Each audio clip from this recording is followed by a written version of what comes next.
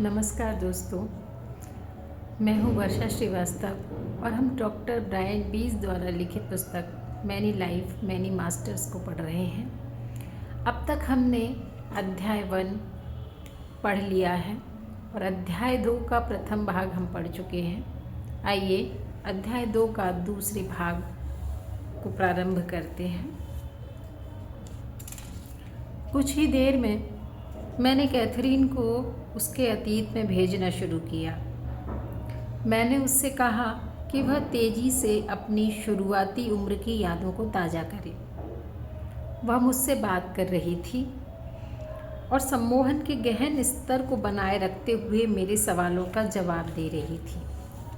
तभी उसे दांतों के डॉक्टर के यहाँ हुआ एक पीड़ादायक अनुभव याद आया।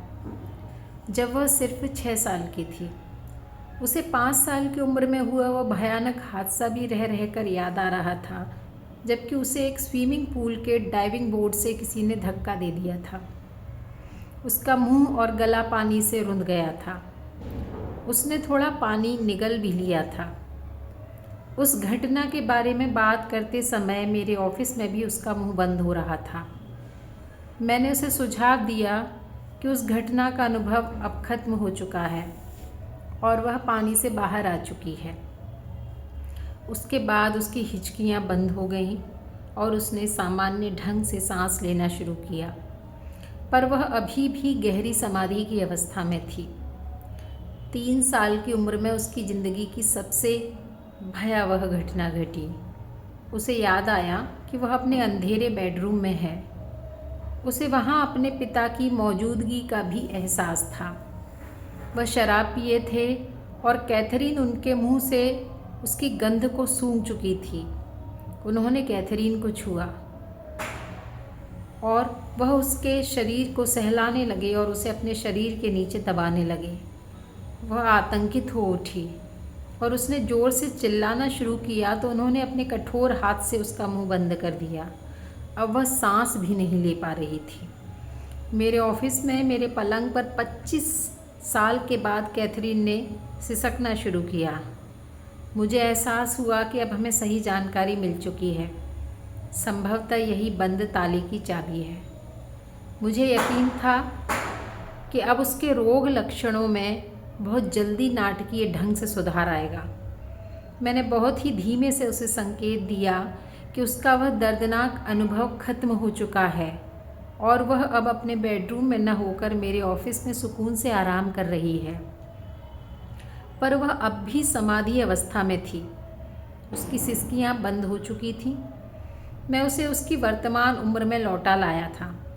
मैंने उसे जगाया और सम्मोहन के बाद के निर्देश देते हुए कहा कि वह अब उन सब बातों को याद करे जो कि उसने मुझे सम्मोहन के दौरान बताई थीं।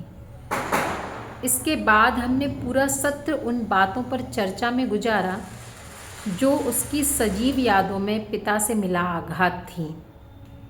मैंने कैथरीन की मदद की कोशिश की और उसकी नई जानकारी को स्वीकार कर कड़ियों को जोड़ना शुरू किया।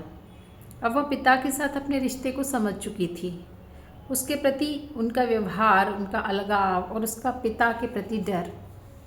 इस खुलासे के बाद जब वह मेरे ऑफिस से गई तब भी कांपती हुई लग रही थी, पर मैं जानता था कि जो समझ अब उसे मिली है उसकी पीड़ा बस कुछ समय के लिए ही है।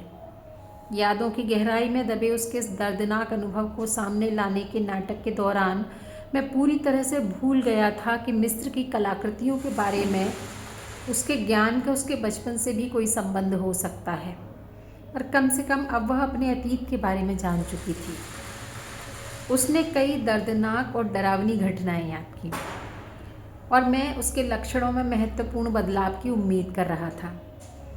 इस नई समझ के 1 हफ्ते बाद ही उसने मुझे बताया कि उसके रोग लक्षणों में कोई बदलाव नहीं आया है, बल्कि वे पहले के जैसे ही पीड़ादायक हैं।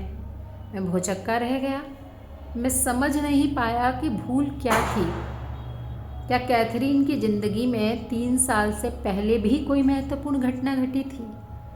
हम उसके दम घुटने, पानी के डर, अंधेरे के डर और कहीं फंस जाने जैसे डरों को लेकर ज़रूरत से ज़्यादा कारणों की खोजबीन कर चुके थे।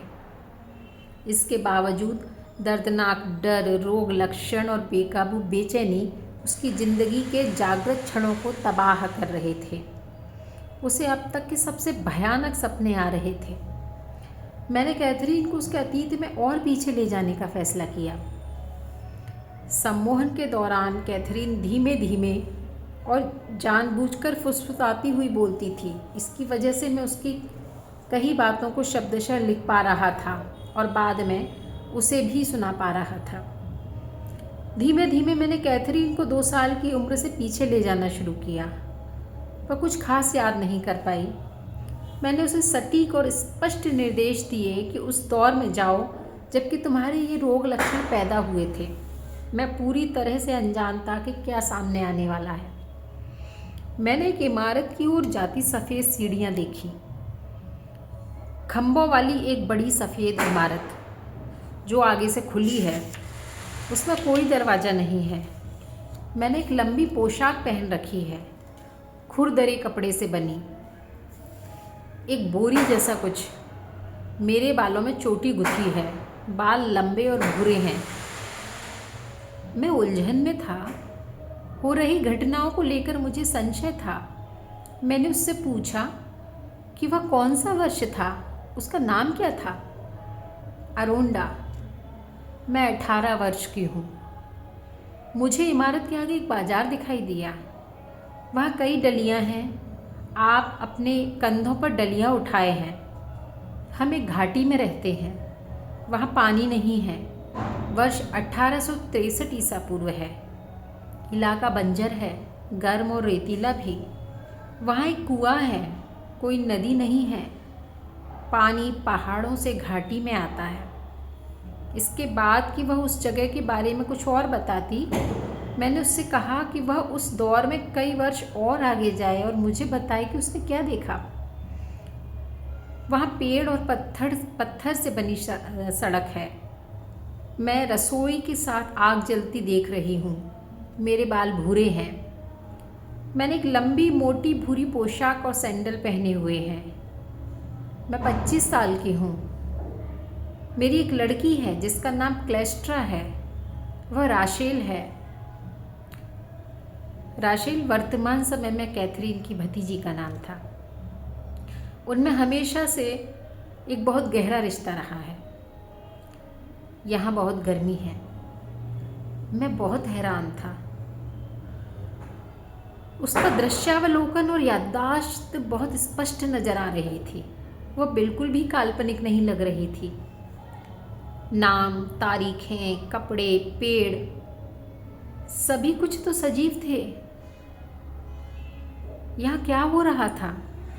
कैसे कभी उसकी बच्ची अब इस जन्म में उसकी भतीजी हो सकती है? अब तो मैं और भी उलझन में था। मैंने हजारों मनोरोगियों की जांच की है, कईयों को सम्मोहित भी किया है, पर फैंटेसी कहानी जैसा हदें पार करने वाला भटकाव पहली बार ही हुआ। यहाँ तक कि सपनों में भी कभी ऐसा नहीं हुआ। मैंने उसे निर्देश दिए कि आगे जाओ और मृत्यु के समय में पहुँचो। मैं इस बात को लेकर संशय में था कि ऐसी स्पष्ट फैंटेसी के बीच में कैसे किसी का साक्षात्कार ले सकता हूँ, लेकिन मैं उन वेदना भरी घटनाओं को खोजना चाहता था जो कैथरीन के वर्तमान डरों या लक्षणों का कारण हो सकती है। उसकी मृत्यु का समय भी विशेष रूप से वेदना भरा होगा। उसी दौरान बाढ़ या एक बड़ी समुद्री लहर ने उस गांव को पूरी तरह तबाह कर दिया था। वहाँ बड़ी लहरें पेड़ों को गिरा रही हैं। बचकर भागने के लिए कोई जगह नहीं है। ठंड भी है, पानी भी ठंडा है। मुझे अपने बच्चे को बचाना है, लेकिन मैं बचा नहीं सकती।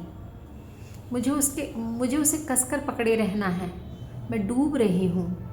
पानी मेरे गले तक भर चुका है। मैं सांस भी नहीं ले पा रही हूँ। कुछ निगल भी नहीं सकती। सिर्फ नमकीन पानी चारों तरफ है। मेरा बच्चा मेरे हाथ से छिन गया है। कैथरीन हाँफ रही थी और उसे सांस लेने में परेशानी हो रही थी। एकाएक उसका शरीर पूरी तरह से शांत अवस्था में चला गया और उसकी सांस सामान्य व गहरी होती चली गई। मैं बादल देख रही हूँ। मेरा बच्चा जो मेरे साथ है और मेरे गांव के अन्य लोगों को तथा मैं अपने भाई को देख रही हूँ। वह आराम कर रही थी। उसका यह जीवन काल खत्म हो गया था, पर अब भी वह गहरी समाधि में थी। मैं हैरान था। पिछली जिंदगी, पुनर्जन्म। तो दोस्तों, आज के लिए बस इतना ही। और क्या क्या अनुभव हैं जो डॉक्टर ब्रायन बीस को कैथरीन के इलाज के दौरान होने वाले हैं, इन सब को जानने की कोशिश करेंगे हम अगले अंक में। जुड़े रहिए। तब तक के लिए नमस्कार।